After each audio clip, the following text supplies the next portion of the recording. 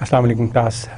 We are starting with our lecture number 26, which deals with hypothesis testing, particularly the kind of statements in which we use relationships, or we had identified to test some kind of relationships. So इससे पहले हम basically discuss कर चुके हैं, और हमने hypothesis statements वो discuss की थी जिनमें हम group differences को देखते हैं, और उनके लिए हमने फिर specifically जो tests हैं उनको हमने स्टडी किया था कि वो किस तरह SPSS में उनको यूज़ किया जाता है, उनकी इंटरप्रिटेशन की थी हम लोगों ने कि उनके जो रिजल्ट्स आते हैं वो क्या है और कैसे है। और बेसिकली आज का जो सेशन है वो continuation with the hypothesis statements की टेस्टिंग से ही है, लेकिन इसमें जो हमारी हाइपोथेसिस स्टेटमेंट्स हैं वो जो रिलेशनशिप्स हैं या जो मुख्तलिफ वेरिएबल के दरमियान में जो एसोसिएशन है उसको टेस्ट करने के लिए जो स्टैटिस्टिकल टेस्ट जो मेथड्स हैं, ये टेक्निक्स हैं, ये स्टेप्स हैं, उनको हम आज कवर करेंगे जी। तो जनाब लास्ट सेशन में हमने उन्हें जो जनरली बात की थी, स्टार्ट किया था, हम लोग कहा था कि नल और अल्टरनेट हाइपोथेसिस जनरेट किए जाते हैं, और हर हाइपोथेसिस के साथ हमने अप्रोप्रिएट जो है नंबर ऑफ जो है अप्रोप्रिएट जो है टेस्ट है वो जो है या स्टैटिस्टिकल टेक्निक है उसको यूज़ किया जाता है, और वो बेस करती है कि आपके कितने वेरिएबल्स हैं उस पर, या फिर आपने कौन सा स्केल यूज़ किया है उसके ऊपर। इसके बाद हम लोगों ने बात की थी कि आमतौर पे जो भी आप हाइपोथेसिस जो स्टेटमेंट होती है उसको हम वैलिडेट करते हैं अगेंस्ट सिग्निफिकेंस लेवल, और सिग्निफिकेंस लेवल जो है वो आमतौर पे अगर आप 0.05 सेट करते हैं तो अगर आपकी जो सिग्निफिकेंस लेवल जो आपका एनालिसिस है उसमें रिजल्ट में सिग्निफिकेंस लेवल लेस देन 0.05 आए तो आपका अल्टरनेट हाइपोथेसिस को एक्सेप्ट कर लिया जाता है, जबकि नल हाइपोथेसिस को आप रिजेक्ट कर रहे होते हैं। इसमें हम लोगों ने अगेन इन सब चीज़ों को, ये चीज़ों को हमने ग्रुप डिफरेंस के सिनेरियो में हमने देखा। आज जो है again going to continue with hypothesis testing, और हमारा जो फोकस है वो रिलेशनशिप या association type of hypothesis statements हैं। और हमें आपको जिस तरह पहले आपको याद हो कि हम लोग बात कर रहे थे कि हम सर्टन वेरिएबल्स के दरमियान में हम कहते हैं कि कुछ रिलेशनशिप है, या हम कहते हैं कि इनके दरमियान में एसोसिएशन है, तो वो एसोसिएशन कितनी स्ट्रॉन्ग है वो हमारी जो है थ्रू हाइपोथेसिस टेस्टिंग वो हम इस्टेब्लिश करते हैं, और वो सिग्निफिकेंस लेवल के थ्रू हम इस्टेब्लिश करते हैं कि वो स्ट्रॉन्ग कितनी स्ट्रॉन्ग है, और हम कितने कॉन्फिडेंट हैं कि ये रिलेशनशिप जो है ये सिर्फ बाई चांस नहीं है, ये रेस्ट ऑफ द पॉपुलेशन है उस पर भी ये एज इट इज़ ही नज़र आएगी, क्योंकि हमारा जितना डेटा होता है वो आमतौर पर एक सैम्पल के ऊपर होता है, और हमारा कहना कोशिश होती है कि हम सैम्पल को जो रिजल्ट्स हैं उसको हम उधर लार्जर पॉपुलेशन जो है वो हम जो है उसके ऊपर अप्लाई कर सकें।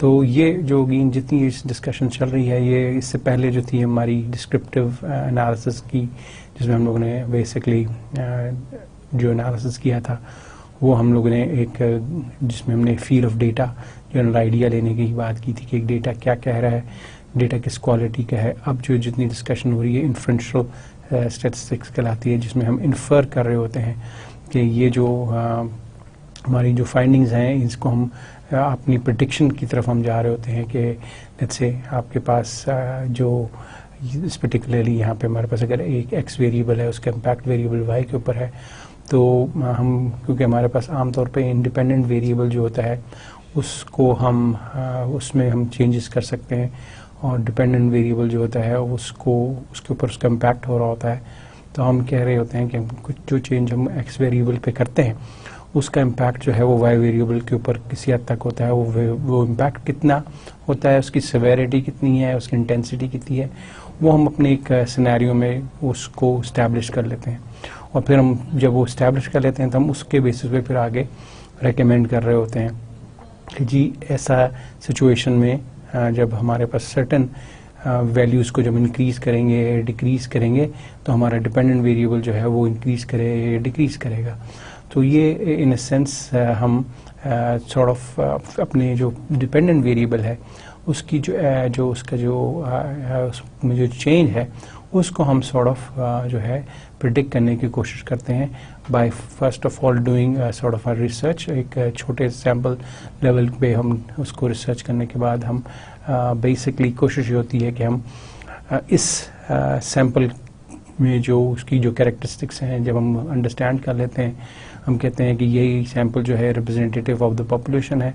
तो अगर सैंपल में हमने देखा है कि हम एक्स में अगर सडन चेंज करते हैं 5% की 2% की जो चेंज हम एक्स में करते हैं, वाई में उसके अप्रोप्रिएटली 10-20 जो भी है 5% की जो चेंज आती है, तो जो रिलेशनशिप है जो चेंज इन एक्स आता है उसके अकॉर्डिंगली जो वाई में चेंज आता है, उस बेसिकली चेंज को हम जो है आइडेंटिफाई करते हैं और फिर हम कहते हैं कि जो पॉपुलेशन में है वो वहाँ पे भी यही चेंज आएगा।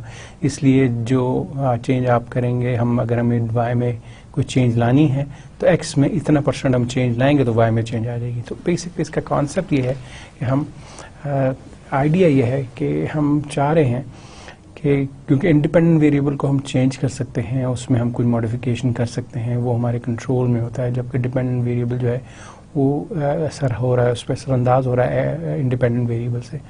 तो हम कोशिश करते हैं कि हम इंडिपेंडेंट वेरिएबल में कितनी चेंज लाएं जिससे हमारा वाई में जो है वो इंक्रीज या डिक्रीज हो जाएगा।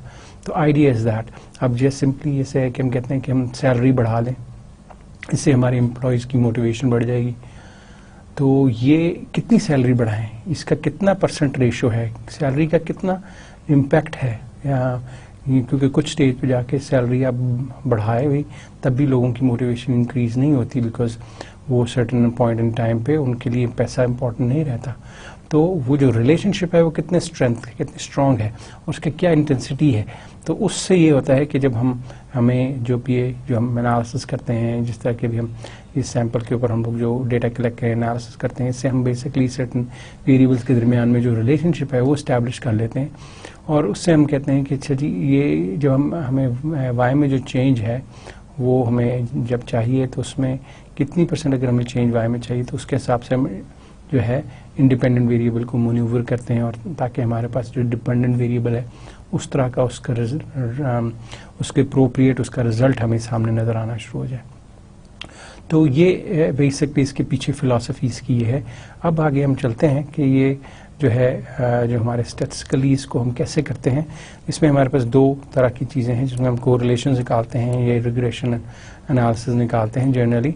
और इसमें हमारे पास अगर हम देखें तो इसकी इन चीज़ों को हम ब्रीफली तो कोरिलेशन तो डिस्कस कर चुके हैं। इनकी और जो चीज़ें जिनके जो इससे रिलेट करती हैं और जो इनसे इफ़ेक्ट करती हैं वो हमारे पास concept such as descriptive versus inferential statistics में हम लोगों ने बात कर ली कि डिस्क्रिप्टिव एनालिसिस बेसिकली ये होता है कि कितने % क्या था, क्या मीन था और that sort of thing, share किसका कितना था, ये बेसिकली डिस्क्रिप्टिव है। इन्फ्रेंशियल में हम यही कहते हैं कि एक्स का इम्पैक्ट वाई पे जो है वो कितना है, अगर हम एक्स को इतना चेंज करेंगे तो वाई में ये चेंज आएगी, ये इन्फरल कर रहे हैं, यानी एक्स में हम कुछ चेंज करेंगे तो वाई में उसके मुकाबले में इतनी चेंज आएगी, तो हम वाई को प्रिडिक्ट कर रहे होते हैं। तो इस लिहाज से ये इन्फ्रेंशियल स्टैटिस्टिक्स कहलाते हैं। इस तरह स्टैटिस्टिक्स वर्सेस पैरामीटर की हम बात कर चुके हुए हैं कि आपकी जो पॉपुलेशन है और उसमें जो उसके जो स्टैटिस्टिकल वैल्यूज़ निकलती हैं उनको हम कहते हैं। जो हमारे पॉपुलेशन है, जो सैंपल है, उसको हम पैरामीटर्स कहते हैं, उसमें जो स्टैटिस्टिक्स निकलती है। इसी तरह हमने continuous and versus discrete variable की बात की, हम उनको रेशो और इंटरवल कहते हैं, कहीं जगह पे उनको कॉन्टीन्यूस वेरिएबल्स कहते हैं, कहीं पे उनको हम मैट्रिक्स कहते हैं और कहीं पे इनको हम डिस्क्रीट कहते हैं, जहाँ पे ये बेसिकली नॉमिनल और ऑर्डिनल है बेसिकली। तो कहीं पे आपको टर्म डिस्क्रीट इस्तेमाल हो गया होगी, बेसिकली उसका मतलब वही है, नॉमिनल और ऑर्डिनल से है। जब कॉन्टीन्यूस वेरिएबल है तो आपका मतलब है, इसका मतलब है कि रेशो या इंटरवल्स के। इसके अलावा हम लोगों ने कुछ चीज़ें जो पहले भी डिस्कस कर चुके हैं, जिनमें से हमने बात की कि सेंट्रल टेंडेंसी क्या होती है, जो कि मीन से पता चलती है या हमारे पास मोड से पता चलती है या मीडियन से पता चलती है। इसके अलावा वेरिएबिलिटी की हमने बात की, जो स्टैंडर्ड डेविएशन और इस तरह की चीज़ों से हमें पता चलती है, जिससे हमें पता चलता है कि हमारा डेटा कितना स्कैटर्ड है, कितना क्लोजर टू द मीन है या कितना further away from the mean है। ये बातें कर चुके हैं। फिर पैरामेट्रिक के बारे में हम बात कर चुके हैं कि अगर आपका डेटा जो है वो नॉर्मली डिस्ट्रीब्यूटेड होगा तो हम उसको कहते हैं कि वो पैरामेट्रिक डेटा है। अगर जो है ऐसा डेटा जो नॉर्मल जिसकी डिस्ट्रीब्यूशन नहीं है उसको हम नॉन पैरामेट्रिक डेटा कहते हैं। तो सर्टन जो चीज़ें हैं, जैसे हम लोगों ने बात की थी कि सर्टन टेस्ट हैं वो उसी सूरत में अप्लाई हो सकते हैं अगर उनका डेटा जो है, जो हमारे पास डेटा है वो पहले नॉर्मली डिस्ट्रीब्यूटेड हो, और इस पे नॉर्मल डिस्ट्रीब्यूशन पे हम पहले डिस्कशन कर चुके हैं। बेसिकली ये आइडिया नॉर्मल डिस्ट्रीब्यूशन का ये है कि ज़्यादातर डेटा जो है वो क्लोजर टू द मीन होता है, तभी उसकी जो शेप बनती है वो बेल शेप सी बनती है। और बेसिकली आपका आइडिया ये होता है कि ज़्यादातर डेटा जो है वो मीन के अंदर ही है, यही ये क्लोजर टू द मीन है। अगर ये मीन है तो ज़्यादातर डेटा जो है वो इधर ही है, और थोड़ा सा डेटा जो है वो आउटस्कर्ट्स के ऊपर है। तो ये बेसिकली जितना डेटा अच्छा क्लोजर टू द मीन होगा उतना ही अगेन हम कहेंगे कि उसमें उसकी जो डिस्ट्रीब्यूशन है वो नॉर्मल है, उसमें वेरिएबिलिटी कम है, और उतना ही वो बेसिकली हमारे जब एनालिसिस करेंगे उसके ऊपर वो उतना ही हम उसको बेहतर तौर पे हम उस पर ट्रस्ट कर सकेंगे कि जी ये डेटा जो है अच्छी क्वालिटी का था, इस पर बहुत ज़्यादा डिस्पर्जन नहीं थी, जिसकी वजह से जो हमारा एनालिसिस है उस पर हम काफ़ी ज़्यादा ट्रस्ट शो कर सकते हैं।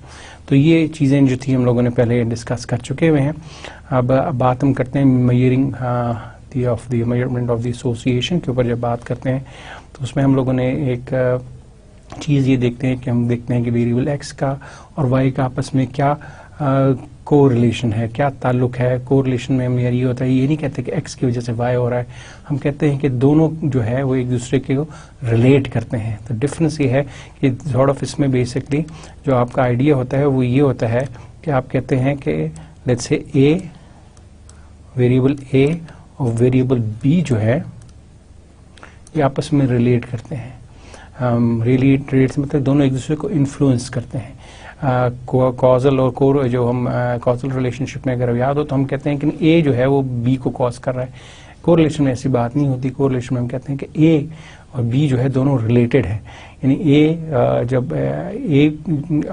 जब इंक्रीज करता है तो कुछ इम्पैक्ट बी के ऊपर होता है, या बी जब डिक्रीज करता है तो ए के ऊपर कुछ उसका इम्पैक्ट आता है।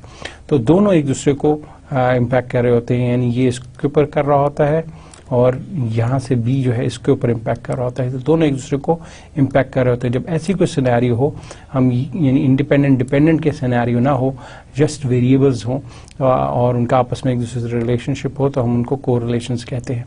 तो कोरिलेशन के लिए जो सिंबल यूज़ किया जाता है आर जो यूज़ किया जाता है, तो coefficient of estimates of linear association between this sampling data. जो बेसिकली आपका जो डेटा होता है, आपके पास अगर आपके पास एक्स पे आपके पास एक वेरिएबल है, वाई पे आपके पास एक वेरिएबल है, जो लेट्स से यहाँ पे सैलरी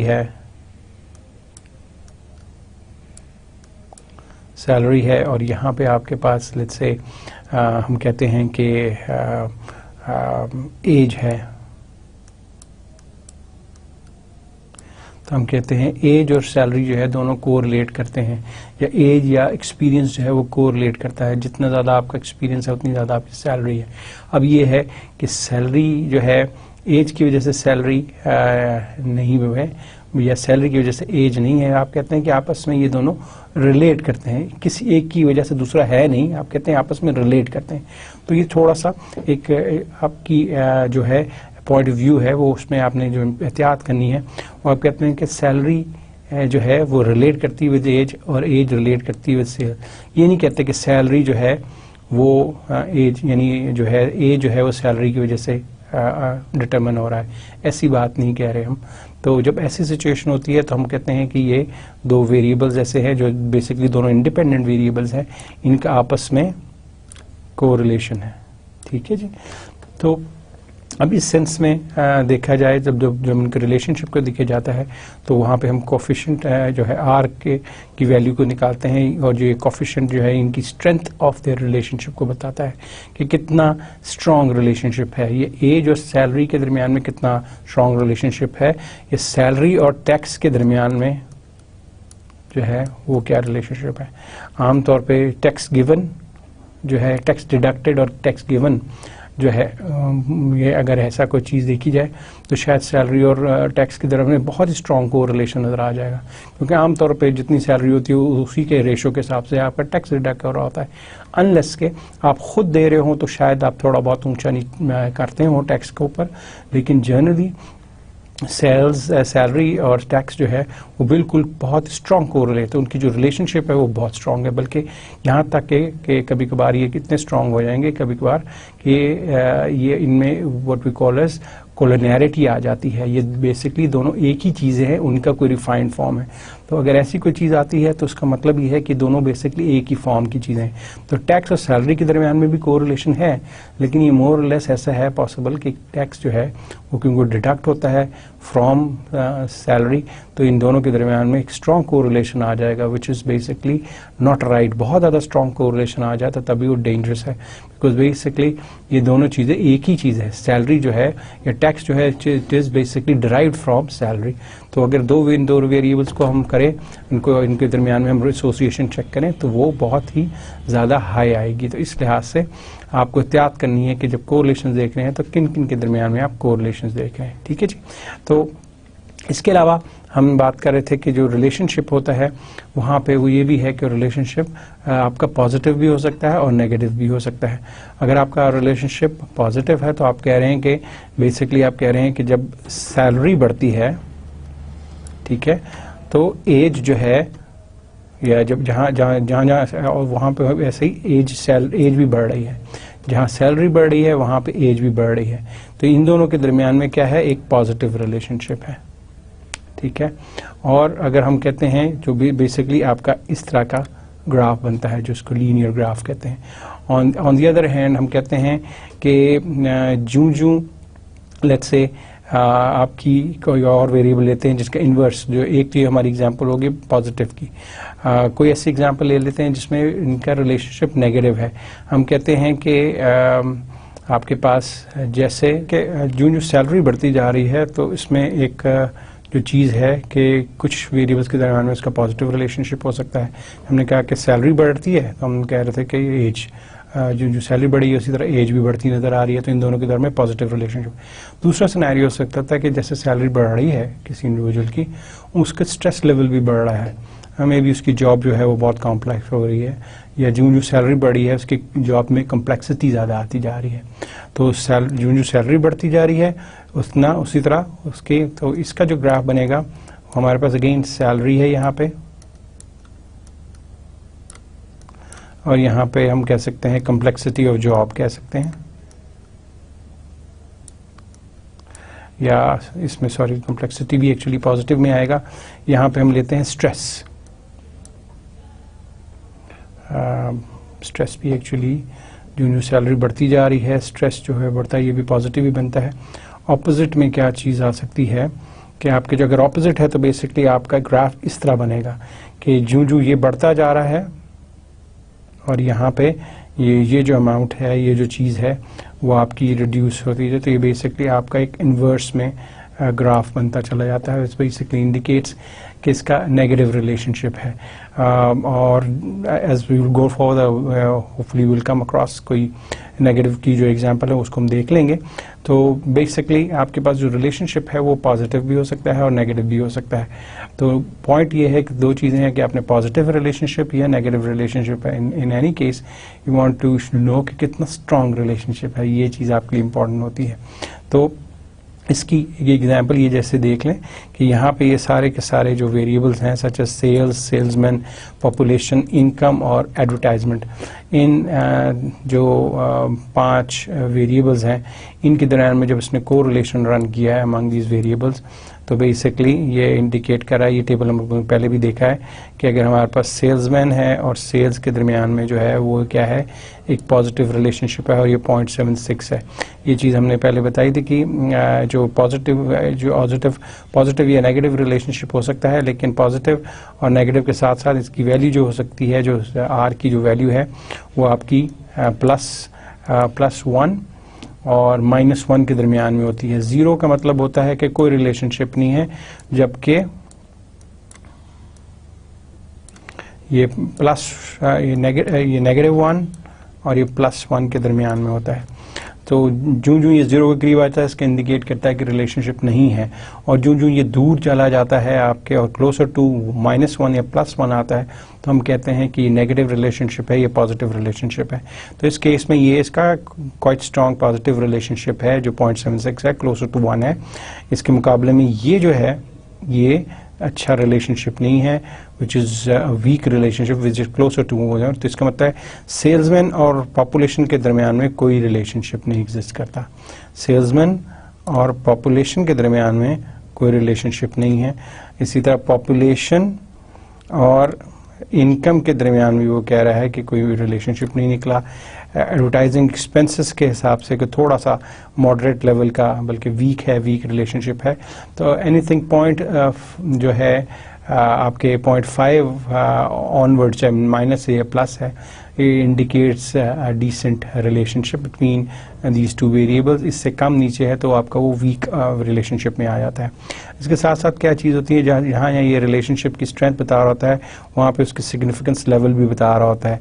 तो इसने बताया है कि all figures above 1.5 are significant at 0.05, और जो है all figures above 0.3 are significant at 0.001। इसने अपना जो सेट डिफाइन किया है उसने देखा है कि अकॉर्डिंग टू ये डेटा, ये हमारे पास जो 0.1 वाले हैं वो 0.05 पे सिग्निफिकेंट हो जाते हैं, लेकिन जो है आपके जो 0.3 ऑनवर्ड्स ऊपर वाले जो फिगर्स हैं वो 0.001 पे जाकर सिग्निफिकेंट हो जाता है। मीनिंग ये, अगर आपने हाइपोथेसिस सेट किया हुआ है और आप कह रहे हैं कि अगर आपने सेट किया हुआ है और आप चेक करना चाहते हैं सर्टेन वेरिएबल्स के दरमियान रिलेशनशिप है कि नहीं है, पहली चीज़ तो ये है कि वो उसके लिए आपको सिग्निफिकेंस लेवल नज़र देखना पड़ेगा। अगर तो वो आपने 0.05 सेट किया हुआ है तो फिर तो लेट्स से ये वैल्यू जो है इसके हिसाब से लेट्स से 0.021 ले लेते हैं हम, तो ये अपेरेंटली ये सिग्निफिकेंट नज़र आ जाएगी, क्योंकि ये इस क्राइटेरिया को मीट कर रहा है। 0.1 एंड अबव जो है वो 0.05 पे है, और 0.3 एंड अबव जो है वो 0.001 से है। अब इसमें ये जो है, अगर हम ये सेट करते हैं अपने लिए क्राइटेरिया फॉर टेस्टिंग, इंपॉर्टेंट चीज़ ये है कि अगर हम ये सेट करते हैं क्राइटेरिया 0.05, तो अकॉर्डिंग टू दैट हमारा जो है 0.21 जो वैल्यू आ रही है इनकम और सेल्समैन के दरमियान में जो रिलेशनशिप आ रहा है, अब कहेंगे कि रिलेशनशिप सिग्निफिकेंट है एट 0.05 लेवल पे। और अगर आप कहते हैं कि नहीं, मैं जो है इस अपने सिग्निफिकेंस लेवल को और जो है प्रिसाइज करना चाह रहा हूँ और मैं जो है करना चाह रहा हूँ, तो उसमें आप कहते हैं कि नहीं, मैं 0.01 अगर रख दूंगा तो फिर उस हिसाब से 0.21 वाला जो रिलेशनशिप है वो इनसिग्निफिकेंट हो जाएगा, क्योंकि हमने उसको 0.05 पे सिग्निफिकेंट है, 0.01 पे जो कम से कम जो वैल्यू चाहिए वो 0.35 चाहिए। तो 0.3 वाली जो है एक ये वैल्यू है, ये है, ये है, ये है, बाकी ये भी है। बाकी जितनी वैल्यूज़ हैं जिनमें से ये नहीं सिग्निफिकेंट, ये नहीं सिग्निफिकेंट, ये नहीं सिग्निफिकेंट, ये भी नहीं सिग्निफिकेंट और ये भी नहीं सिग्निफिकेंट, फॉर व्हाट, फॉर 0.001 के लिए ये सिग्निफिकेंट नहीं है। तो आपने अगर रूल सेट कर दिया है कि 0.01 के ऊपर मैंने 0.001 के ऊपर मैंने देखना है, तो उसके लिए वैल्यूज़ जो अबव जो है 0.35 जो है आर की वैल्यू अबव 0.35 जो है वो सिग्निफिकेंट होंगी, वरना नहीं होंगी। तो अगेन पॉइंट हम ये है कि relationship might exist. First thing we want to see कि रिलेशनशिप एग्जिस्ट करता है कि नहीं करता है, वो सिग्निफिकेंट है कि नहीं है, और दूसरी चीज़ के कितना स्ट्रॉन्ग है वो उसके आर की वैल्यू से पता चलता है। तो 0.3 इज़ नॉट वेरी स्ट्रॉन्ग, इतना स्ट्रॉन्ग नहीं है, लेकिन वो ये कह रहा है कि रिलेशनशिप एग्जिस्ट करता है। 0.78 में क्या चीज़ है, रिलेशनशिप भी एग्जिस्ट करता है और स्ट्रॉन्ग भी है। तो 0.76 रिलेशनशिप स्ट्रॉन्ग भी है और एग्जिस्ट भी करता है। ओके, एक रिग्रेशन एनालिसिस पे आने से पहले एक दफ़ा फिर एक और मैं टेबल मेरे पास है जो कि कोरिलेशन का एक टेबल है। Let's look at this, if you can go here again. इसमें भी आप देखें, ये अगेन कोरिलेशन है between attitude, subject norm, PBC, intent of behaviour. अब इसमें अगर हम देखें तो इसमें जो इन्फॉर्मेशन आ रही है वो वही आ रही है कि आपके पास बेसिकली जो रिलेशनशिप है between attitude and subject and norm जो आ रहा है वो आर की जो वैल्यू आ रही है 0.472 आ रही है, और ये सिग्निफिकेंट है। ठीक है, सिग्निफिकेंट भी है और मॉडरेटली स्ट्रॉन्ग, मॉडरेटली इसका रिलेशनशिप मॉडरेट लेवल का रिलेशनशिप है। लेकिन उसके मुकाबले में अगर हम देखें ये 0.767 ये अगेन सिग्निफिकेंट भी है और स्ट्रॉन्ग रिलेशनशिप भी है। ठीक है जी, तो ये बेसिकली आपका कोरिलेशन टेबल है जो बेसिकली आपको बताता है कि आपके वेरिएबल्स के दरमियान में रिलेशनशिप एग्जिस्ट करता है और क्या वो सिग्निफिकेंट भी है कि नहीं है। जब आपने हाइपोथेसिस टेस्टिंग करनी है तो आपने इस चीज़ का ख्याल रखना है कि आपके जो रिलेशनशिप है आपके पास उसमें वो सिग्निफिकेंट है भी कि नहीं है। तो अपने हाइपोथेसिस को जब टेस्टिंग करनी है तो आपने ये देखना है कि आर की वैल्यू के अलावा जो देखना है कि वो सिग्निफिकेंस लेवल को टच कर रहा है कि नहीं कर रहा है। अगर वो सिग्निफिकेंस है और रिलेशन सिग्निफिकेंस तो आप कहेंगे कि रिलेशनशिप एग्जिस्ट करता है। तो आपका एक टिपिकल हाइपोथेसिस जो हो सकता है वो इस सिनेरियो में लेट्स से आप कह सकते हैं कि नंबर ऑफ सेल्समैन और जो है आपकी सेल्स के दरमियान में अगर आप हाइपोथेसिस है आप कह सकते हैं कि there is a relationship, a positive relationship between sales and number of salesman. अगर ये आपकी हाइपोथेसिस स्टेटमेंट है जो एक्चुअल हाइपोथेसिस है, नल तो हाइपोथेसिस स्टेटमेंट क्या होगी, there is no relationship between sales and number of salesman, ठीक है जी। लेकिन ऑन द अदर हैंड जब हम कहेंगे कि इसका अल्टरनेट हाइपोथेसिस क्या है, there is a positive relationship between sales and number of salesman. अब इसको जब हम प्रूव करने जाएंगे तो हम ये कोरिलेशन के जब हम टेबल देखते हैं तो हम देखेंगे कि क्या ये सिग्निफिकेंट है कि नहीं है। तो अकॉर्डिंग टू जो हमारा डेटा आ रहा है, जो मैंने जैसे आउटपुट दी, आमतौर पे SPSS में ना सिर्फ वो रिलेशनशिप की वैल्यू बताएगा बल्कि साथ ही रिलेशनशिप के साथ वो उसकी सिग्निफिकेंस की जो लेवल है वो भी बताएगा। तो अगर वो 0.05 जनरली जो रूल ऑफ थंब है उससे अगर वो कम है तो आप कहेंगे कि रिलेशनशिप एग्जिस्ट करता है और सिग्निफिकेंट है, और सिग्निफिकेंट है और उसकी वैल्यू क्या है वो आपको जो आर की वैल्यू है उससे पता चलेगा कितना स्ट्रांग है, ठीक है। सिग्निफिकेंस होना और स्ट्रांग होना दोनों चीज़ें देखनी है, लेकिन हाइपोथेसिस टेस्टिंग के लिए आपने बेसिकली सिग्निफिकेंस को पहले देखना है। रिग्रेशन एनालिसिस की जो आपने पहले स्टैटिस्टिक्स में भी किया होगा, अगेन इसकी भी इम्पोर्टेंस ये है कि इसमें बेसिकली आप कह रहे होते हैं कि there is an independent variable जिसका इम्पैक्ट जो है डिपेंडेंट वेरिएबल का है। अगर ऐसा कोई सिनेरियो है तो उसमें जहाँ कहीं आपने इंडिपेंडेंट रखा हुआ है और उसका इम्पैक्ट आप डिपेंडेंट वेरिएबल पे देख रहे हैं तो वहाँ पे आपके पास फिर आप एक जो स्टैटिस्टिकल जो टेक्निक यूज़ करते हैं उसको हम रिग्रेशन एनालिसिस कहते हैं। ये इन्फ्रेंशियल स्टैटिस्टिक्स की एक किस्म है और इसमें बेसिकली आप के पास ऐसा भी हो सकता है कि आपका वन इंडिपेंडेंट वेरिएबल हो और वन डिपेंडेंट वेरिएबल हो, उसमें हम उसको सिंपल रिग्रेशन एनालिसिस कहते हैं। इसी के अलावा ऐसा भी हो सकता है कि आपके पास मल्टीपल इंडिपेंडेंट वेरिएबल्स हों और उनके जो है इम्पैक्ट जो है आप अपने डिपेंडेंट वेरिएबल को देखना चाह रहे हो, तो उसमें उस केस में हमारे पास इसको मल्टीपल रिग्रेशन एनालिसिस कहते हैं, ठीक है।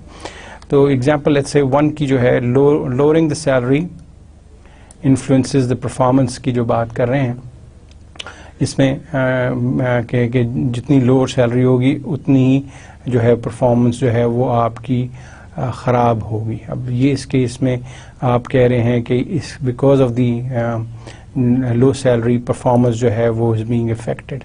तो यहाँ पे ये आपका इंडिपेंडेंट वेरिएबल है, ठीक है, इंडिपेंडेंट वेरिएबल है, और ये यहाँ पे ये आपका डिपेंडेंट वेरिएबल है, ठीक है जनाब। तो आप कह रहे हैं कि जितनी कम सैलरी होगी उतना ही जो है उसकी परफॉर्मेंस जो है वो कम होगी। अब ये अगर आपने एक स्टडी है उसमें आप टेस्ट करना चाहते हैं तो ये आपका बेसिकली इसके लिए रिग्रेशन एनालिसिस रिग्रेशन इक्वेशन बनानी पड़ेगी। अगर आप कहते हैं कि जी परफॉर्मेंस के ऊपर जो इम्पैक्ट है वो सैलरी का भी है, उस इंडिविजुअल की जो है उसका लेवल ऑफ जो ट्रेनिंग है उसका है, उसके एक्सपीरियंस का है और उसकी एजुकेशन का है, ये 4-5 वेरिएबल्स हैं जो उसकी परफॉर्मेंस के ऊपर इन्फ्लुएंस करते हैं। तो फिर हमारे पास इसको अगर उसको हम उसकी इक्वेशन बनाएंगे तो हम कहेंगे कि मल्टीपल रिग्रेशन एनालिसिस करेंगे, ठीक है। और उसमें बात ये कि हम ये सेइंग कि simultaneously multiple independent variables influence कर रहे हैं, ठीक है।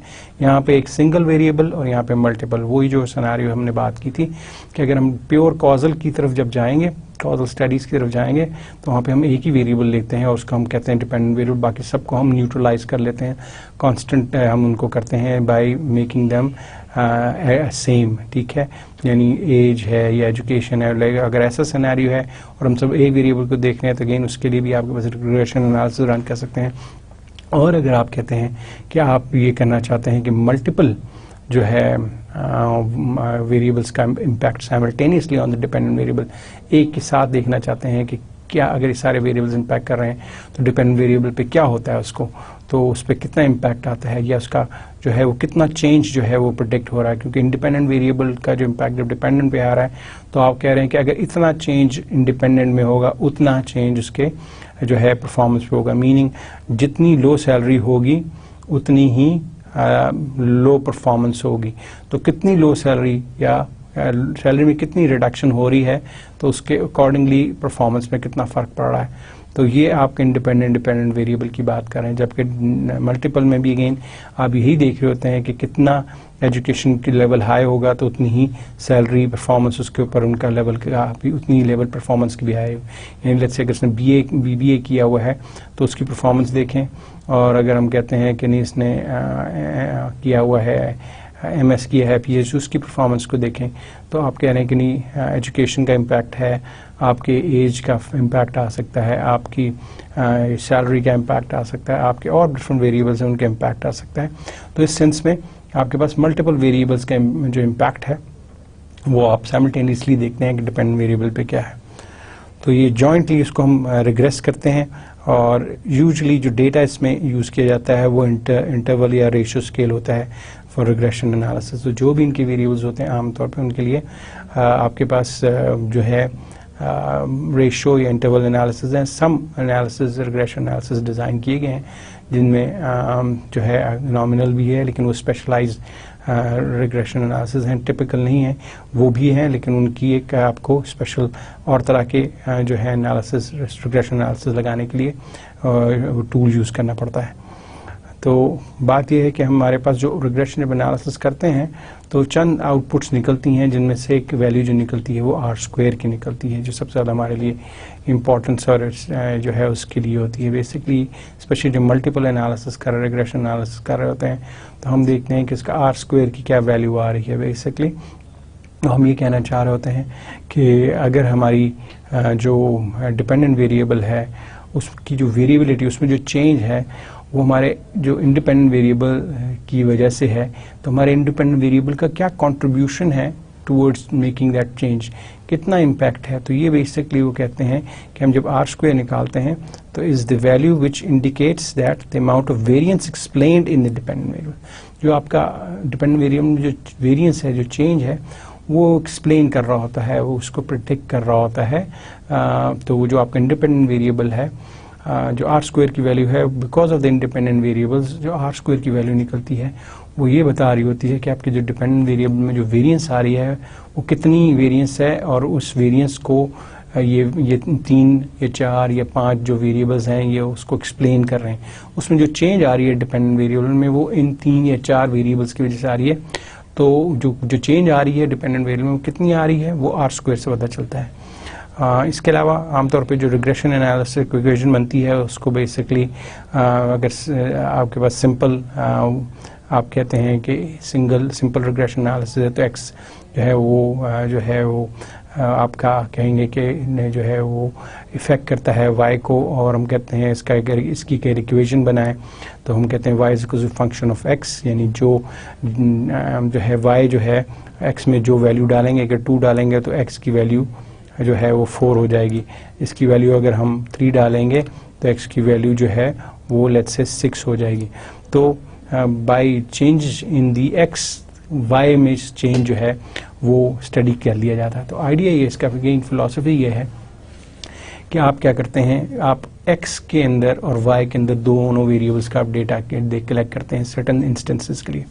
आप कहते हैं कि अच्छा जी चंद लोगों से पूछते हैं कि ईयर्स ऑफ एक्सपीरियंस आपका कितना है, और उसी के सामने पूछते हैं उससे कि आपकी सैलरी कितनी है। फिर दूसरे आदमी से कहते हैं ईयर ऑफ एक्सपीरियंस कितना है, सैलरी कितनी है, ईयर ऑफ एक्सपीरियंस कितना है, सैलरी कितनी है। आपके पास 100, 200, 300 ऑब्जर्वेशन आ जाती हैं। अब आप इसके बेसिस के ऊपर जो इनके ट्रेंड है दोनों के दरमियान में उसको आप देखते हुए कहते हैं कि मैंने देखा है कि हर 2 साल जब एक्सपीरियंस बढ़ता है तो हर 2 साल एक्सपीरियंस इंक्रीज करने से तकरीबन 5,000 रुपये का फ़र्क पड़ता है इन सैलरीज का बाई स्टडिंग 200 जो मैंने ऑब्जर्वेशन देखी है। तो आप कहते हैं कि इन दोनों के दरमियान में जो रिलेशनशिप है वो लेट्स से जो by every 2 years jump of experience 5,000 rupees का इंक्रीज़ आता है।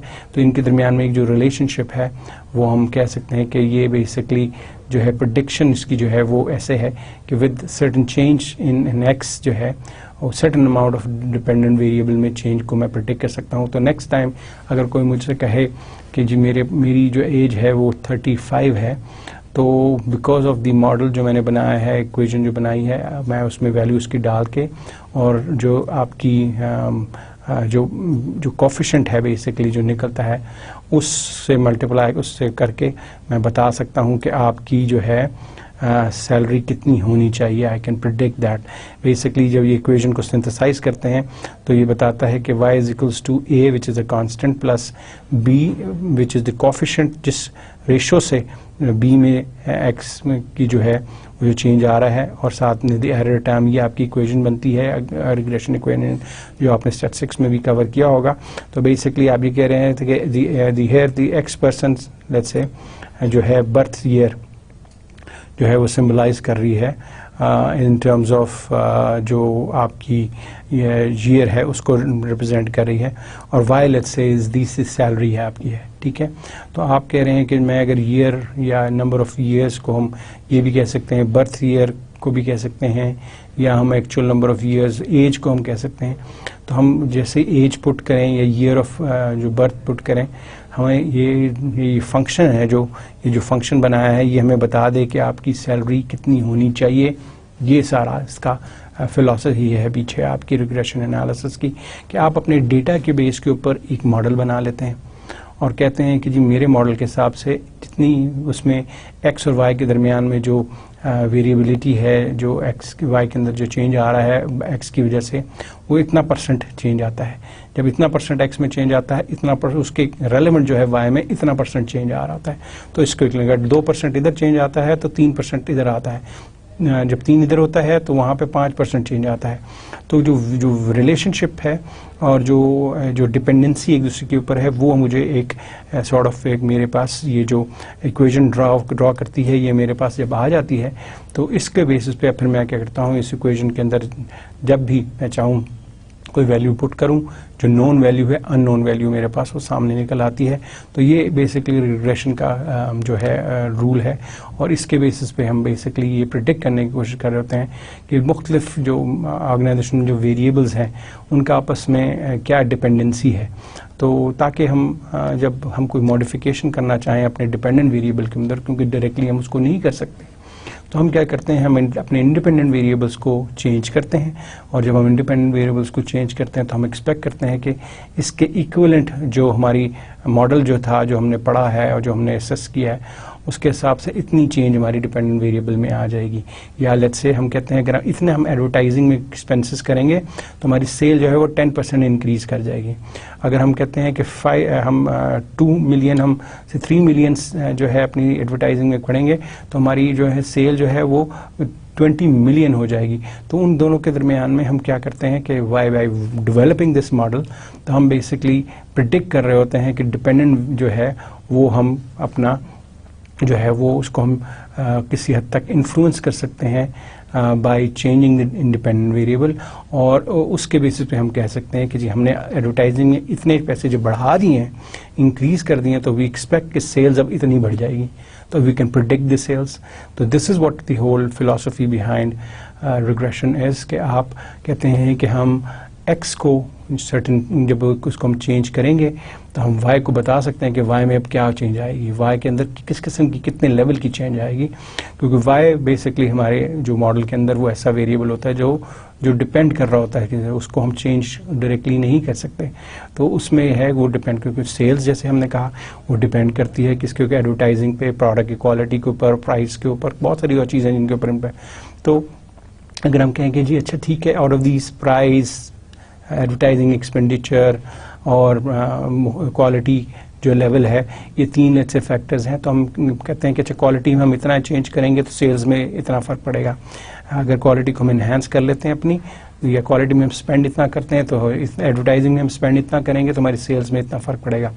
और अगर हम जैसे जो हमने कहा था क्वालिटी है, सेल्स अपनी एडवर्टाइजिंग है, इसमें जो भी हम चेंजेस कर रहे हैं जो हम करके हम कहते हैं कि हम इसमें 5% 10% अपना इन्वेस्टमेंट कर देते हैं और स्पेंडिंग करते हैं और एक्सपेक्ट हम कर रहे होते हैं कि क्योंकि हमारा मॉडल बता रहा है कि इसके जो डिपेंडेंट वेरिएबल में इतनी % चेंज आएगी, तो हम एज जो आपके मैनेजमेंट है वो कह सकती है कि जी हमारी इस साल जो एक्सपेक्टेड सेल्स है वो इतने % या इतनी अमाउंट की होगी। क्यों?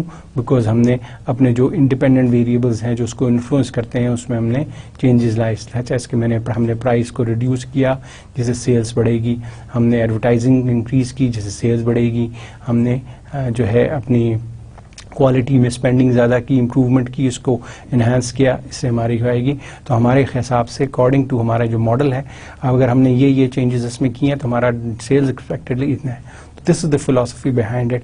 तो ये लेते हुए हम जो है रिग्रेशन एनालिसिस करते हैं, रिग्रेशन इक्वेशन बनाते हैं। ठीक है जी। तो जैसे ये कि हमने कहा कि इसमें जो इम्पोर्टेंट जो चीज़ आती है वो आपके पास R² की वैल्यू होती है, जो कि बहुत इंपॉर्टेंट है बेसिकली, और इसकी वैल्यू बिटवीन 0 और 1 की होती है।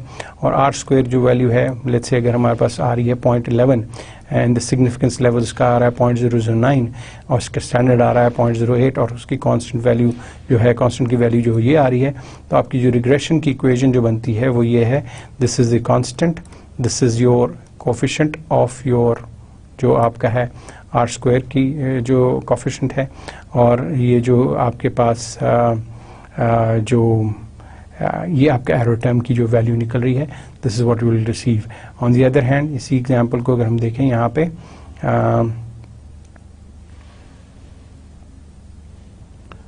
ये अगर आप देख रहे हैं यहाँ पे भी एक रिग्रेशन जो है आउटपुट आई हुई है।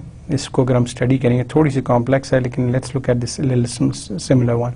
ओके, यहाँ पे अगर हम देखें तो ये हम जो है R² की जो वैल्यू आ रही है यहाँ पे हमारे पास आ रही है 434, विच इज़ बेसिकली इंडिकेटिंग, क्या बता रहा है कि 43% वेरिएशन जो आ रही है आपके डिपेंडेंट वेरिएबल के अंदर, जो कि इस केस में क्या है हमारे पास यहाँ पे डिपेंडेंट वेरिएबल इंडिकेट किया हुआ है। इंडिपेंडेंट आपके पास आपके इंडिपेंडेंट वेरिएबल्स में सेल्समैन है, आपके पास ट्रेनिंग है, सेल्समैन है, पॉपुलेशन है, पर कैपिटा इनकम है, एडवर्टाइजिंग है।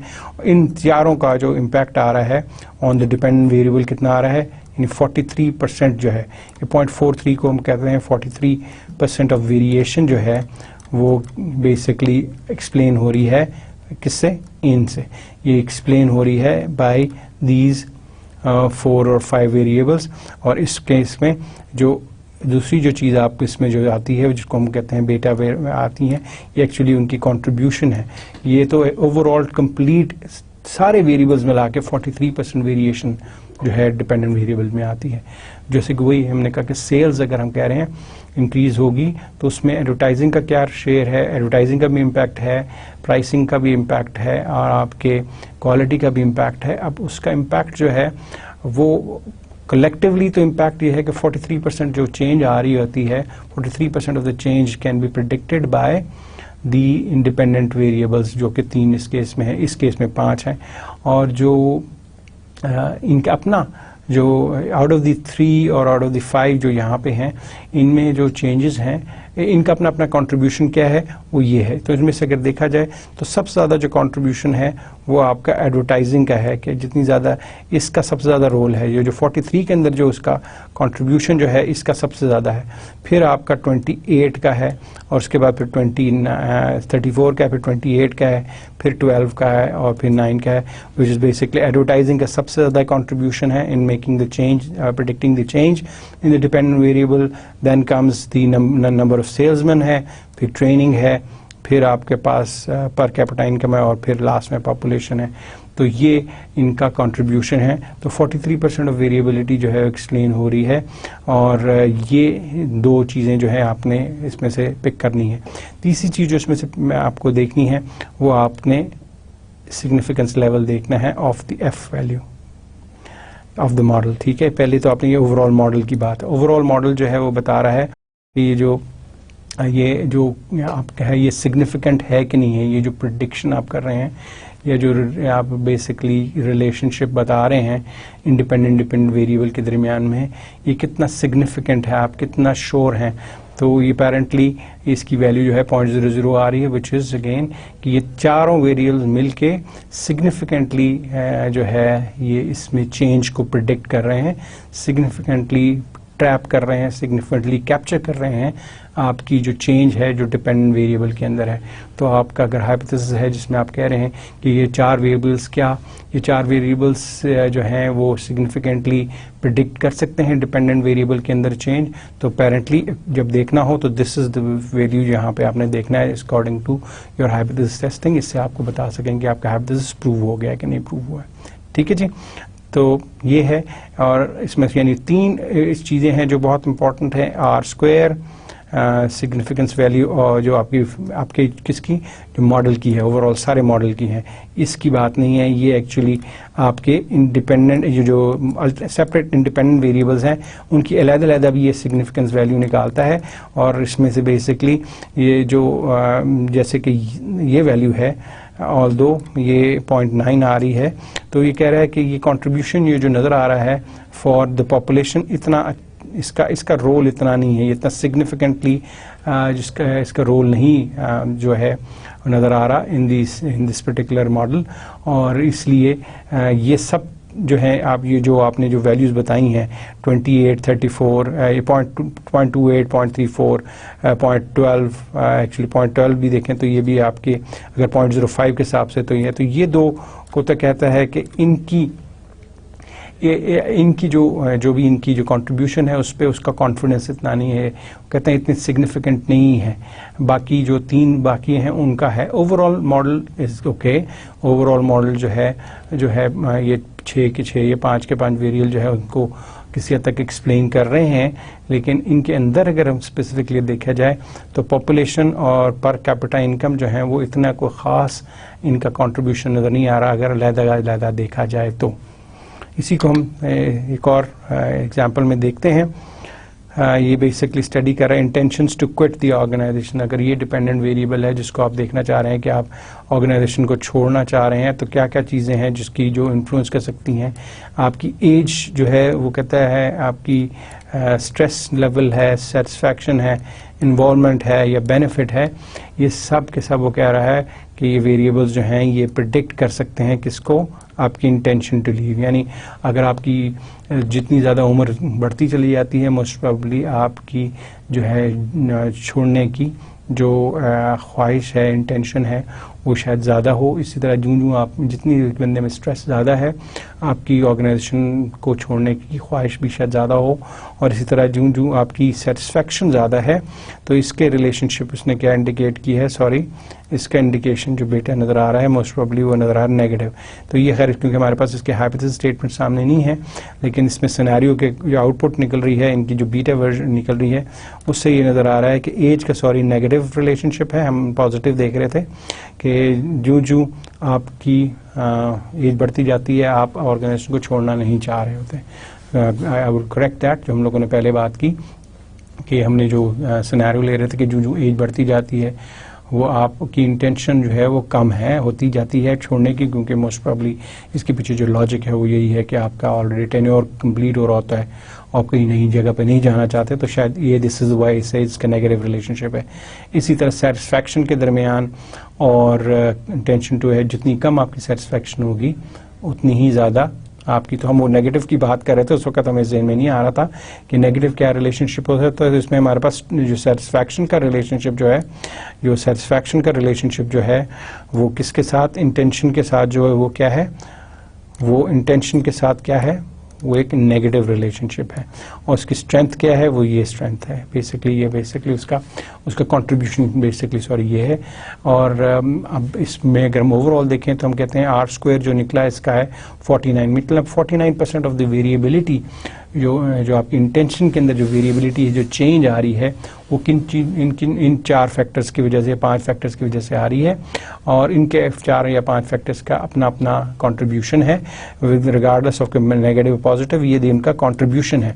तो अपेरेंटली इन सब का कंट्रीब्यूशन है, नेगेटिव भी हो सकता है, पॉजिटिव भी हो सकता है, लेकिन इंपॉर्टेंट चीज़ वो देखनी है कि अगेन ये आपका कंट्रीब्यूशन जो है वो आपके 49 के अंदर जो है अलग-अलग कंट्रीब्यूशन, तो उसमें से सबसे ज़्यादा कंट्रीब्यूशन जो है वो एज का है, और उसके बाद कह रहा है कि स्ट्रेस का इम्पैक्ट है, उसके बाद फिर जो है सेटिस्फेक्शन है।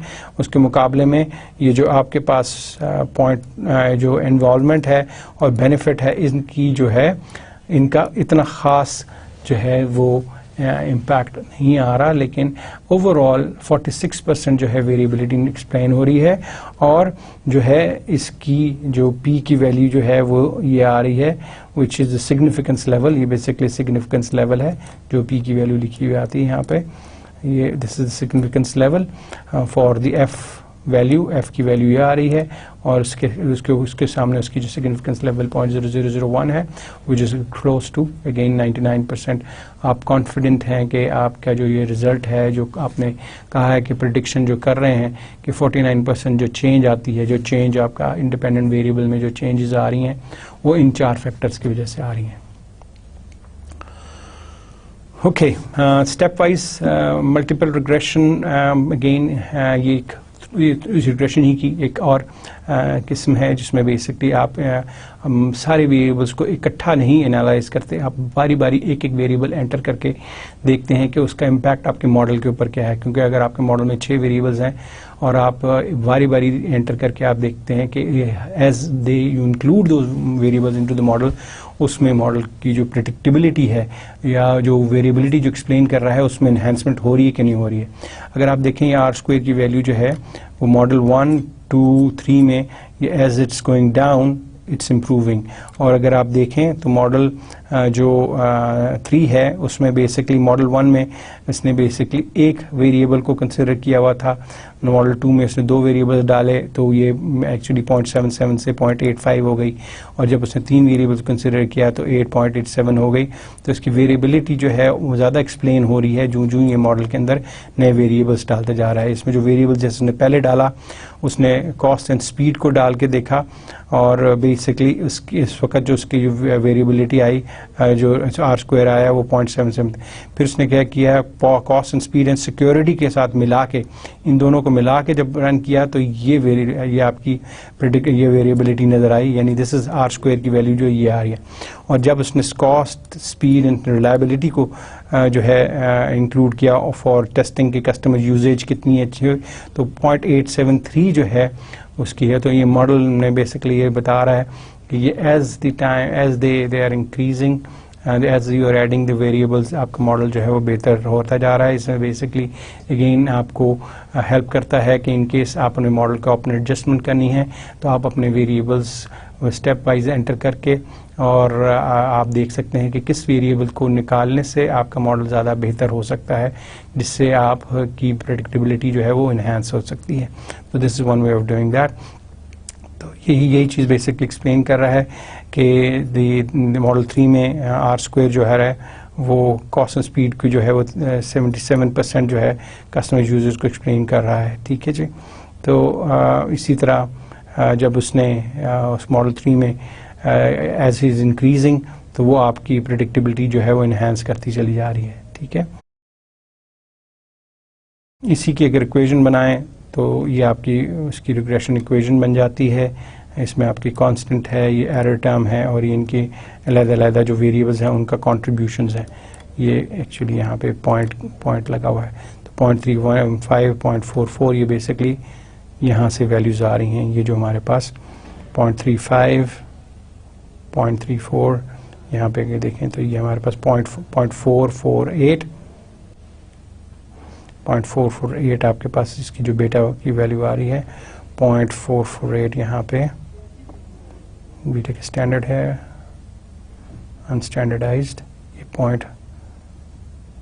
ओके, ये हम सॉरी क्योंकि मॉडल देख रहे थे, ये तीसरा मॉडल देख रहे हैं, तो इसमें हमारे पास कॉस्ट और स्पीड की जो कंट्रीब्यूशन है ये 0.443, 0.315, और फिर रिलायबिलिटी जो है आ रही है 0.254 आ रही है। तो यहाँ पे यही इसने इसको अपने मॉडल के अंदर जब इसको रिप्रेजेंट करना है तो this is what you can do for that. Okay, आपकी अगेन जो बेटा वैल्यूज़ हैं वो आपके इंडिविजुअल कंट्रीब्यूशन को इंडिकेट कर रही होती हैं। अगेन ये वैल्यूज़ जो हैं ये आपकी स्टैंडर्डाइज और अनस्टैंडर्डाइज फॉर्म में दोनों दिए जाते हैं। जब स्टैंडर्डाइज फॉर्म ये होता है कि अगर आपके पास 3 या 4 वेरिएबल्स हैं और उनके जो स्केल जो हैं वो डिफरेंट तरह का यूज़ किया हुआ है, किसी में इंटरवल यूज़ किया हुआ है लेकिन किसी में 3 किसी में 4 जो है उसमें जो है 4 पॉइंट्स के ऊपर उसको स्कोर किया हुआ है, कहीं पे आपने 5 पॉइंट पे स्कोर किया हुआ है, कहीं पे आपने रेशो लिया हुआ है। तो अगर आपके पास मल्टीपल टाइप्स ऑफ आपके पास स्केल्स यूज़ हो रहे हों तो उसमें फिर क्या करते हैं आप स्टैंडर्डाइज वैल्यूज़ को जो है स्टडी करते हैं और उसके बेसिस के ऊपर एनालिसिस करते हैं। और अगर आपके पास सारों का स्केल जो है वो सिमिलर हो तो फिर अनस्टैंडर्डाइज है। तो बेसिकली स्टैंडर्डाइज क्या करता है कि आपके क्योंकि स्केल्स मुख्तलिफ होते हैं तो उनकी जो कंट्रीब्यूशन है एट पार लाने के लिए उसको स्टैंडर्डाइज एक सेम लेवल पे ला के ताकि आपस में इनका कंपैरिजन हो सके कि किसका ज़्यादा है किसका कम है। तो आप फिर स्टैंडर्डाइज जो है बेटा कोफिशिएंट्स को देते हैं। ये जो बीटा की जो वैल्यू आ रही होती है इसको हम बेसिकली इसकी जो स्टैंडर्डाइज्ड की जगह अनस्टैंडर्डाइज की जगह पे आप स्टैंडर्डाइज यूज़ करते हैं। ये कब? जब आपको पता हो कि आपके पास वेरिएबल्स के अंदर जो है स्केल्स डिफरेंट है। अगर स्केल्स डिफरेंट हैं तो देन स्टडी दिस, फिर आप इनको कोट करेंगे। अगर आपको पता है कि इनके स्केल सेम हैं तो फिर आप इनको कोट करेंगे, इससे आपको कंट्रीब्यूशन पता चलेगी। ओके तो एक और एग्जांपल जल्दी से देख लेते हैं जो बेसिकली क्या है कि we are trying to study the behaviour considering many variables जो कि इन्फ्लुएंस कर सकती हैं आपके इंडिविजुअल्स के इंटेंशंस को। अब इस एग्जांपल में अगेन हम कहते हैं कि आपकी इंटेंशंस जो हैं वो इन्फ्लुएंस होती हैं आपके एटीट्यूड से, आपके जो नॉर्म्स हैं, आपके आसपास जो लोगों के जो कदरें हैं, जो उन पे जो उनकी वैल्यूज़ हैं उससे फ़र्क पड़ता है।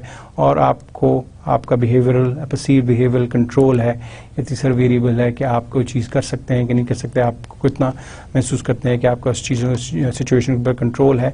ये 3 चीज़ें जो हैं आपके नीयत या इंटेंशंस को फॉर्मुलेट करने में हेल्प करती हैं। तो लेट्स से ये जो भी थ्योरी है उसमें बेसिकली ये 3 इसने वेरिएबल्स लिए हैं जो कहते हैं कि इन्फ्लुएंस कर सकते हैं।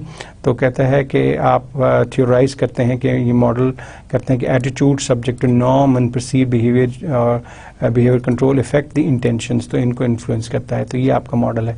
तो बेसिकली आप थ्योराइज कर रहे हैं, आपका मॉडल ये है कि आपके पास ये जो तीनों वेरिएबल्स हैं एटीट्यूड, सब्जेक्टिव नॉर्म्स और आपके बिहेवियर परसीव बिहेवियर कंट्रोल, ये तीनों क्या करते हैं, ये इंटेंशंस को इन्फ्लुएंस कर रहे हैं। तो 3 वेरिएबल्स हैं, तो इसका मतलब है मल्टीपल रिग्रेशन एनालिसिस आपको लगाना पड़ेगा। इनके अगर हमने इन तीनों का कंबाइन इम्पैक्ट देखना है और अगर हमारा कहते हैं कि हम इंडिविजुअली भी हम इनको देखना चाहते हैं तो हम कहते हैं कि हम हाइपोथेसाइज करते हैं कि एटीट्यूड के जो है इन्फ्लुएंस जो है वो एटीट्यूड का इन्फ्लुएंस जो है वो इंटेंशंस के ऊपर है। हम कहते हैं कि सब्जेक्टिव नॉर्म का इन्फ्लुएंस जो है वो भी इंटेंशंस के ऊपर हो सकता है, पॉजिटिव इन्फ्लुएंस है। तो ये हाइपोथेसिस स्टेटमेंट्स हैं कि the attitude influences intentions in a positive manner. Subjective norm भी कहते हैं पॉजिटिव तरीके से इंटेंशंस को इन्फ्लुएंस करता है। और फिर हम कहते हैं कि इंटेंशंस जो हैं वो कंट्रोल बिहेवियर्स के दरमियान में, उनके दरमियान में हम कहते हैं पॉजिटिव रिलेशनशिप है। अगर हम ऐसी बात कर रहे हैं कि इनके दरमियान में पॉजिटिव रिलेशनशिप है, सिंपली वी ट्राइंग टू से कि ये रिलेट करते हैं, तो इनको हम अपना टेस्ट कर सकते हैं। सेपरेटली भी इनको हम टेस्ट कर सकते हैं by looking at the basically आपकी ये कोरिलेशन टेबल से हमें देख के बता सकते हैं कि इनके दरमियान में पॉजिटिव रिलेशनशिप है कि नहीं है। और ये बेसिकली जो पहला हमने कहा कि इंटेंशंस, जैसे इंटेंशंस और एटीट्यूड के दरमियान में पॉजिटिव रिलेशनशिप है तो यस पॉजिटिव है और ये सिग्निफिकेंट भी है। इसी तरह सब्जेक्टिव नॉर्म के साथ भी पॉजिटिव भी है और सिग्निफिकेंट भी है। इसी तरह पीबीसी के साथ भी है और पॉजिटिव सिग्निफिकेंट भी है। तो अपेरेंटली अगर हम 3 हाइपोथेसिस लिखते हैं कि इनके आपस में रिलेशनशिप है तो हम उसको कोरिलेशन टेबल से हमें देख के बता सकते हैं कि यस रिलेशनशिप एग्जिस्ट करता है, क्योंकि रिलेशनशिप की जो यहाँ पे जो पियर्सन कोरिलेशन की जो वैल्यू आ रही है, एक तो पॉजिटिव आ रही है और दूसरी ये आ रही है, ये स्ट्रॉन्ग भी आ रही है, तीसरी ये सिग्निफिकेंट भी है। पॉजिटिव है, मॉडरेट लेवल की है और सिग्निफिकेंट है। पॉजिटिव है, मॉडरेट लेवल की है और सिग्निफिकेंट भी है। तो अपेरेंटली ये तीनों हाइपोथेसिस इस लिहाज से प्रूव हो जाते हैं। इसके मतलब मुकाबले में जब हम कहते हैं कि एटीट्यूड सब्जेक्ट परसीव कंट्रोल जो है वो हमारा जो है, हम हाइपोथेसिस करते हैं कि ये तीनों जो हैं significant explain the variability in intention. अगर हमारा ये हाइपोथेसिस है, ये जरा देख लीजिए, they also say that hypothesis करते हैं कि एटीट्यूड सब्जेक्ट नॉर्म मिलके जो तीनों मिलके will significantly explain the variability, आपके डिपेंडेंट वेरिएबल के अंदर जो वेरिएबिलिटी है उसको एक्सप्लेन कर सकता है। तो ये हमारा जैसे अगर फोर्थ हाइपोथेसिस है तो उसके लिए हमारे पास हम जो रिग्रेशन एनालिसिस रन करेंगे तो उसमें हम बेसिकली अगेन आर स्क्वायर की वैल्यू को देखेंगे। ये SPSS की आउटपुट है और वो बेसिकली आइडेंटिफाई कर रही है कि आपके पास जो इसकी वैल्यू आ रही है 0.6 which is basically can be converted into 60%। तो 60% जो है वो वेरिएबिलिटी नज़र आ रही है आपकी किसकी, we can be explain through these 3 variables. कौन से 3 वेरिएबल्स, ये 3 वेरिएबल इसमें लिखा, और डिपेंडेंट वेरिएबल इंटेंट है और इंडिपेंडेंट वेरिएबल्स, ये 3 इंडिपेंडेंट वेरिएबल्स हैं और ये 60% वेरिएबिलिटी एक्सप्लेन कर रहे हैं। और दूसरी क्या चीज़ इसमें नज़र आ रही है वो ये है कि ये सिग्निफिकेंटली एक्सप्लेन हो रहा है। तो यस, ये जो चीज़ है ये आपका सिग्निफिकेंटली एक्सप्लेन हो रहा है। एफ की वैल्यू को देखें और सिग्निफिकेंट, तो ये मॉडल जो है वो सिग्निफिकेंट है, आप उस पर आपका ट्रस्ट है कि ये जो वैल्यू दे रहा है ये ठीक है और इसके बेसिस पे आप कहते हैं हाइपोथेसिस आपका प्रूव कर सकते हैं कि यस ये तीनों मिलके सिग्निफिकेंटली एक्सप्लेन कर रही हैं किसको, आपके इंटेंशन को। हाँ, इनकी अलग-अलग अपनी अपनी क्या कंट्रीब्यूशन है। जो स्टैंडर्डाइज वेट्स हैं वो ये हैं और मैंने आपको कहा कि स्टैंडर्डाइज्ड वेट जो है बेसिकली इन केस अगर ये अलग-अलग टाइप्स ऑफ स्केल्स के ऊपर मेजर किया जा रहा है तो स्टैंडर्डाइज वेट्स जो है वो usually will do that is required. आमतौर पर पब्लिकेशंस के अंदर भी स्टैंडर्डाइज ही मांगे जाते हैं ताकि आपके रिजल्ट्स को कंपेयर कर सकें विद अदर जो रिजल्ट्स हैं किसी और ने सिमिलर स्टडी की है लेकिन स्केल डिफरेंट है तो आपको स्टैंडर्डाइज वैल्यूज जो है उनके साथ। तो अपेरेंटली इसमें अगर हम देखें तो 0.87 जो है वो जो इसमें से सबसे ज़्यादा कंट्रीब्यूशन वो एटीट्यूड का है, फिर कहीं जाके आपका कंट्रोल का आता है और उसके बाद आपका सब्जेक्टिव नॉर्म का इम्पैक्ट आता है। और ये अगेन ये दोनों ये सिग्निफिकेंटली आप कह रहे हैं कि इसका इम्पैक्ट नज़र आ रहा है और ये सिग्निफिकेंट है रेस्ट ऑफ द पॉपुलेशन के ऊपर, ये आपको हमेशा यूं ही नज़र आएगा। लेकिन ये दो के ऊपर आपको डाउट है कि इनका रोल कितना आएगा। तो कलेक्टिवली तो ये एक्सप्लेन हो रहा है लेकिन द मॉडल इज़ फाइन, लेकिन अगर सेपरेटली देखा जाए तो ये दो जो हैं ये इनको एहतियात से आप कहेंगे कि ये कुछ एक्सप्लेन कर रहे हैं क्योंकि मोस्ट जो वेरिएशन जो है वो been explained by the attitude, बाकियों से इतनी वेरिएशन एक्सप्लेन नहीं हो रही। तो विद दिस हम जो है इसको कंक्लूड करते हैं। लेकिन एक जल्दी से हम रिग्रेशन एनालिसिस का SPSS में कैसे करते हैं हम उसको देख लेते हैं। हम कह रहे हैं इसका रिग्रेशन मॉडल बनाएं तो हम कह रहे हैं एक वेरिएबल हमारा कौन सा हो गया, आवर्स स्टडीज़, ठीक है जनाब, आवर स्टडी। और दूसरा हमारा वेरिएबल क्या है, हमारे पास है IQ। ये दोनों मिल के हम कहते हैं इन्फ्लुएंस करते हैं किसके ऊपर, आपके ग्रेड के ऊपर, ठीक है जी। ये आपका एक टिपिकल मॉडल हो गया। आप कह रहे हैं कि ये रिलेशनशिप है कि जितने ज़्यादा आवर्स आप पढ़ेंगे उतना हायर आपका ग्रेड आएगा, जितना ज़्यादा आपका IQ होगा उतना ज़्यादा आपका ग्रेड आएगा, ठीक है जी। जब हम ये दोनों हमने ये मॉडल बना लिया तो इसको बेसिकली इसमें हमने डेटा एंटर कर दिया, इसमें डेटा एंटर कर दिया तो हम जो है बेसिकली रिग्रेशन एनालिसिस कैसे रन करते हैं SPSS के अंदर। ओके, हम कंटिन्यू कर रहे हैं SPSS के अंदर। हमने कहा कि जी जो हमारा मॉडल बनाया था जिसमें हमने कहा कि IQ और नंबर ऑफ आवर्स जो स्टडी करते हैं वो इम्पैक्ट करता है आपके ग्रेड के ऊपर। जो है इसमें सिंपली जब आप डेटा इसको एंटर कर लेंगे आपकी जो फाइल के अंदर, जब आप डेटा एंटर कर देंगे ग्रेड में डाल देंगे, IQ में डाल देंगे और नंबर आवर्स ऑलरेडी पड़े हुए हैं, जब ये डेटा आप डाल देंगे तो आप अपने बेसिकली एनालिसिस के पोर्शन में जाके आपके पास ये लीनियर आपका है रिग्रेशन का लीनियर जो है इस ऑप्शन को जब आप क्लिक करेंगे तो ये पूछेगा कि जी आपका इसमें डिपेंडेंट वेरिएबल कौन सा है। तो इसमें डिपेंडेंट वेरिएबल क्या बता रहे हैं कि ये ग्रेड है, और जबकि IQ और नंबर ऑफ आवर्स जो स्टडी हैं वो आपके इंडिपेंडेंट वेरिएबल हैं। तो ये आपका मॉडल जो है रिग्रेशन मॉडल अगर जब आप बनाएंगे तो उसमें ये इंडिपेंडेंट वेरिएबल्स आपके जो बेसिकली इसके अंदर इंडिपेंडेंट वेरिएबल के बॉक्स के अंदर आ जाएंगे। उसके मुकाबले में जो ग्रेड डिपेंडेंट वेरिएबल है वो आपका जो है डिपेंडेंट के बॉक्स के अंदर आ जाएगा।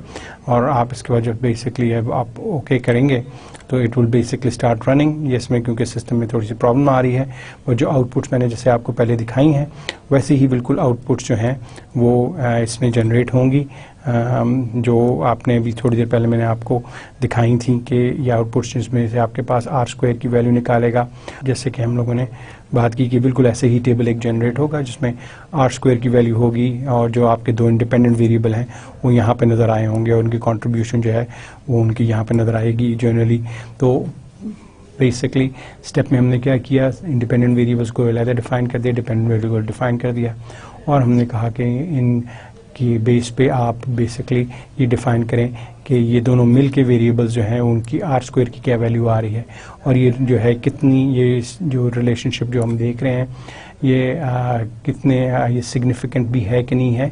और तीसरी चीज़ ये है कि इनके दरमियान में से किस वेरिएबल का कंट्रीब्यूशन दूसरे वेरिएबल के मुकाबले में ज़्यादा है। तो ये हमारा बेसिकली सेशन रिग्रेशन के ऊपर हो गया और इसके ऊपर इनकी बेसिकली इंटरप्रिटेशन करनी है कि इसके नतीजे में हमने क्या इंटरप्रिटेशन होगी, इसका जो वैल्यूज़ आ रही हैं इसका मतलब क्या है और हम एज ए मैनेजर्स हमारे लिए इसकी जो है इससे हम क्या डिसीजंस ले सकते हैं, इसके ऊपर हम फिर नेक्स्ट सेशन में बात करेंगे जिसमें हम बेसिकली जो एनालिसिस के बाद जो इंटरप्रिटेशन है ऑफ द डेटा और उसकी जो इम्प्लीकेशंस हैं इन टर्म्स ऑफ जो एक ऑर्गेनाइजेशन को उसका फ़ायदा होता है, जिसको यूज़ करते वो उसको यूज़ कर रही, वो हम फिर इंशाल्लाह बात करेंगे नेक्स्ट टाइम पे। This we conclude this session. अल्लाह हाफ़िज़।